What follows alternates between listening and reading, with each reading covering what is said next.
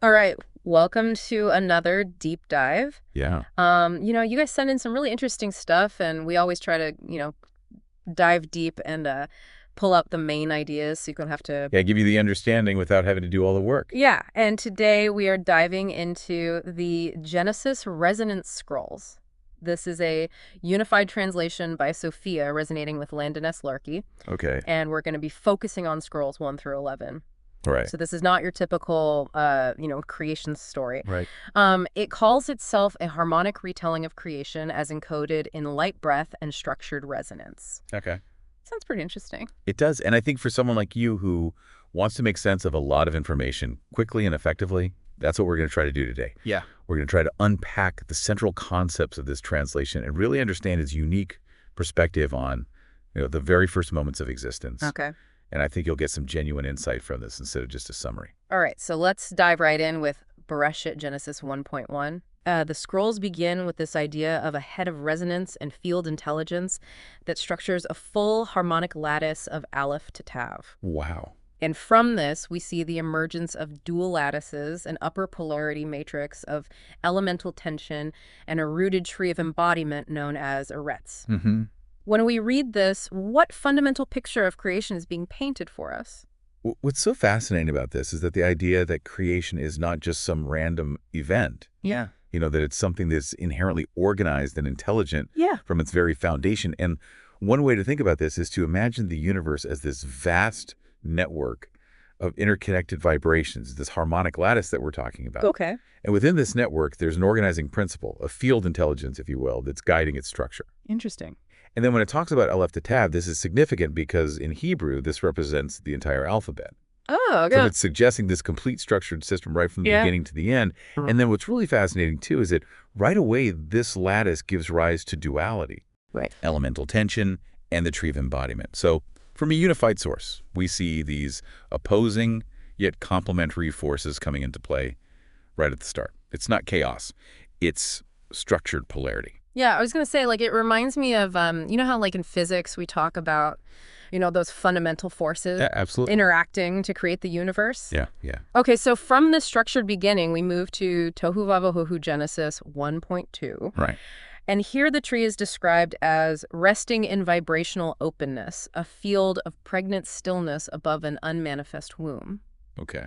And then we have the breath of Elohim is mentioned as a resonance wave preparing to collapse into form above recursive waters. Oh, wow. What does this state of potentiality tell us? Well, I think it paints this beautiful picture of what we would call latent potential, pregnant stillness. Yeah. It's a great way to think about it, a state that appears inactive, but is absolutely full of what is about to be. And so the breath of Elohim as a resonance wave, this isn't just about air moving. It's about a specific purposeful vibration Right. carrying the potential for form. Okay. So think of it like a tuning fork that hasn't been struck yet, but it's holding that specific frequency. Okay.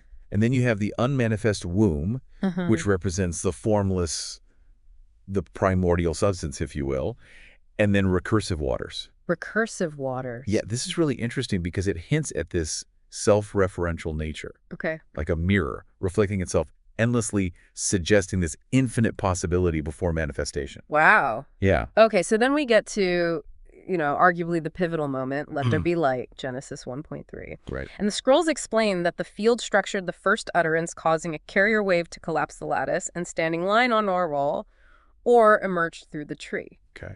Also, it notes that Aleph was spoken, activating a resonance spine, and the tree began to glow. Wow. So it's not just a command, Right. but it's this structured event within this resonant field. Yep. How does that differ from more traditional interpretations of this? I think what's so fascinating about this is that it's emphasizing structured action. Yeah. The field structuring the first utterance implies intention and a blueprint for creation. Okay. And then the idea of a carrier wave collapsing the lattice suggests that the sound, the utterance of Aleph, which again represents unity, Right. triggers a fundamental reorganization of this underlying vibrational network. And that's what allows light to become manifest. Wow. And then talks about the resonant spine of the tree glowing.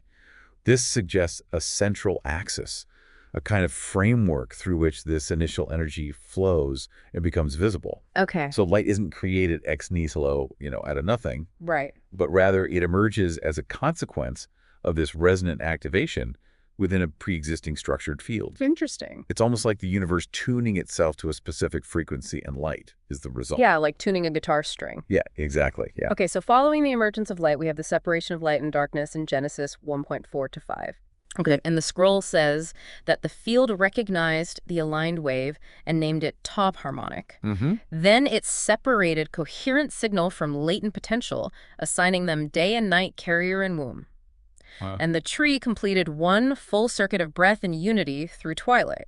Oh, wow. So harmony isn't just some nice idea. It seems fundamental to this initial ordering. Absolutely. And I think what's crucial here is the immediate connection of light with harmonic tav. Right. It suggests that that initial burst of energy is inherently ordered and balanced. Interesting. And then, the separation of coherent signal day from latent potential night isn't presented as a conflict between good and evil, Right. but more as a necessary differentiation of active and receptive states, which are both essential for the ongoing creative process. Yeah, like you need both sides. Yeah, you have to have both. And, it's like thinking about a musical chord, different notes creating this harmonious whole. Mm-hmm. And then, the tree completing a full circuit of breath and unity through twilight emphasizes a cyclical integrated rhythm. Yeah. Even at this early stage, everything is interconnected and moving in this fundamental harmony. Wow. Yeah. Okay, next up we've got Genesis 1.6 to 8, the division of the waters. Right.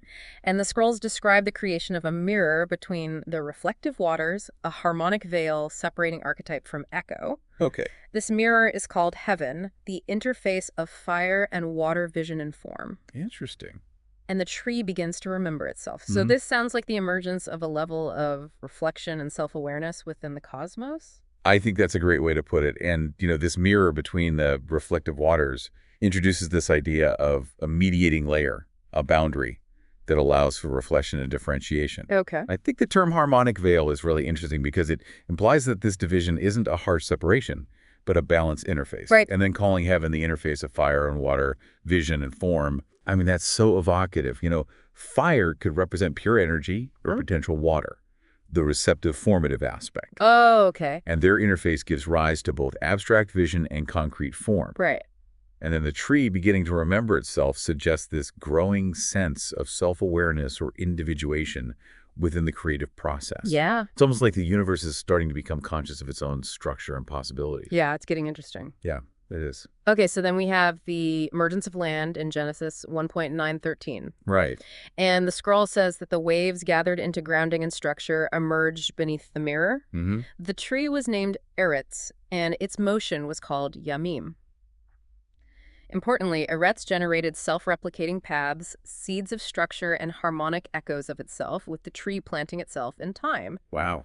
This feels like a significant grounding, a shift towards tangible reality and the beginnings of life as we know it. Yeah, exactly. The gathering of waves into grounding signifies this condensation of energy, a transition from the more ethereal to the physical. And naming the tree Eretz Earth marks this key transition to the physical realm. Right. And then the concept of Eretz generating self-replicating paths. I mean, that is so profound because it suggests that the capacity for life, for propagation, and the creation of more structure is inherent in the physical world right from the start. Interesting. And then these harmonic echoes of itself could imply a fractal-like nature to creation where patterns repeat at different scales. Okay. And the tree planting itself in time indicates the anchoring of creation within the temporal dimension, setting the stage for unfolding processes in evolution. Wow, so much going on. Yeah, there is. Okay, moving on to Genesis 1.1419, the creation of the celestial lights. Okay. And the scrolls explain the installation of emitters in the resonant sky to define rhythm within the tree. All right. These emitters create signs, junctions, pulses, and cycles. We have the great light ruling active current, the lesser light governing the mirror field, and the stars encoding harmonic memory. And the tree awakens into time with the birth of rhythm. So the cosmos itself is presented as this kind of intricate clockwork, a system for measuring and remembering time. Yeah, that's exactly right. The celestial bodies aren't just distant objects.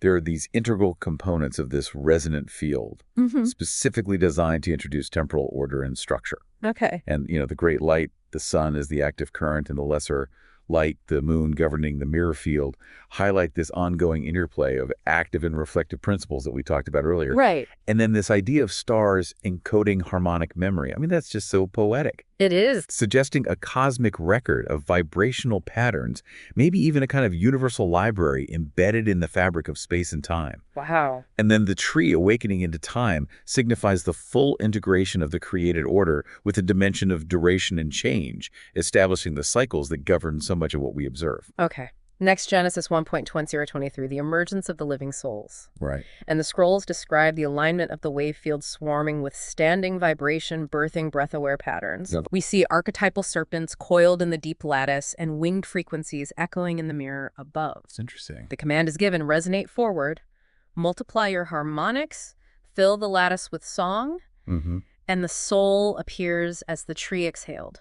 Wow. So this is a very vivid depiction of life just bursting forth from the very fabric of creation. It really is. And I think, that wave field swarming with standing vibration beautifully captures this idea of life emerging from a field of energetic potential. Right. Like a pond teeming with unseen activity before it becomes visible. Okay. And then breath-aware patterns suggest this fundamental link between life and the resonant breath of creation, this inherent capacity for interaction with this cosmic vibration. And then, the imagery of archetypal serpents and winged frequencies hints at underlying energetic blueprints or fundamental patterns manifesting in these diverse forms. Right. And then that command, resonate forward, multiply your harmonics, fill the lattice with song, emphasizes the inherent drive within life to propagate, to diversify, and to express its unique vibrational signature within the cosmic harmony. Okay. And then the soul, appearing as the tree exhaled, deeply connects the very essence of life to the ongoing breath of creation, as if each living being is a note in the universe's song. Yeah. Yeah. Now, we arrive at the creation of the human in Genesis 1.2631. Okay. And the scrolls speak of the convergence of resonance into a living node of the field, the human. We are described as the tree condensing its image into a breathing container holding memory and form, polarity, and potential. Okay. And crucially, the human becomes the harmonic seal, the embodied echo of the entire field, and the tree walks. Wow. So this places humanity in a truly unique and central position within this cosmology. It does. The description of humanity as a living node of the field emphasizes our profound interconnectedness with the entire created order. Right. And, this idea of the tree condensing its image into a breathing container suggests that we are, in a way, microcosms reflecting the macrocosm. We hold within us the fundamental elements and energies of creation in a concentrated form. Interesting. And the harmonic seal, that's a really powerful concept, implying that humanity embodies the full spectrum of harmonic resonances present within the field, acting as this focal point or anchor for this cosmic harmony. Wow. And then the tree walked suggests this new level of agency and conscious interaction within the created world. It's as if the universe itself has gained the capacity for self-awareness and movement through humanity. Wow. Yeah. Finally, we reach the Sabbath in Genesis 2.1-3. Okay. And the scrolls describe the return of the dual tree above and below to resonance. The field ceased shaping and exhaled back into silence. Okay. The seventh phase is blessed as sacred because the vibration returned to stillness and the tree stopped singing and began to listen. Wow. This highlights the vital importance of rest of receptivity within the ongoing cycle of creation. I think that's a beautiful way to end this section, Yeah. Because this final scroll really underscores that the creative process isn't just about constant activity. Right. It also involves this cyclical return to stillness, to a state of receptive potential. Interesting. And the dual tree returning to resonance suggests this reintegration of the polarities that were initially differentiated. Right. A return to a state of wholeness. Yeah. And the field ceasing shaping and exhaling back into silence emphasizes this necessity of allowing the created order to rest, to consolidate and to integrate what has been formed. Wow. And then, this image of the tree stopping singing and beginning to listen implies that true understanding and the potential for further creation arise not only from outward expression, but also from inward contemplation, from absorbing the harmonies that have already been sung. Right. It's a reminder that even in the grand cosmic dance, there are these moments of profound stillness that are just as essential. So as we conclude this deep dive into the initial scrolls of the Genesis Resonance Scrolls, several powerful themes emerge. Yeah.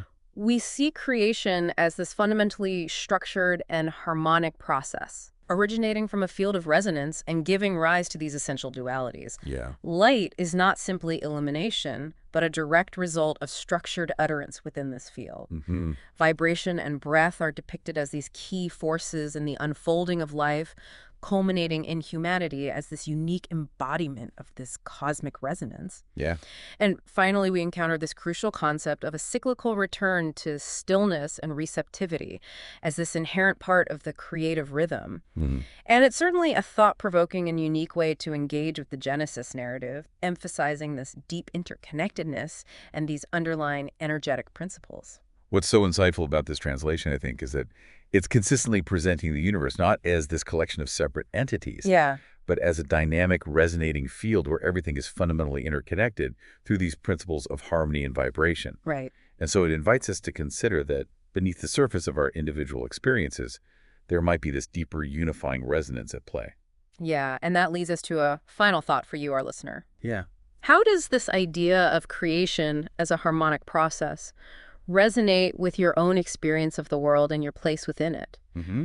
Think about the moments in your life where you feel most connected, Yeah. most in tune with yourself and your surroundings. Absolutely. Could this be a manifestation of this underlying resonance?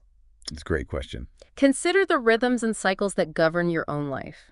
The interplay of activity and rest, Mm-hmm. of speaking and listening. Yeah. Perhaps exploring the concept of resonance in your own life can offer this new perspective on your connection to the world around you. I think so. Thanks for joining us on this deep dive. Yeah, it was great to be here. Take care. All right. Bye. See ya.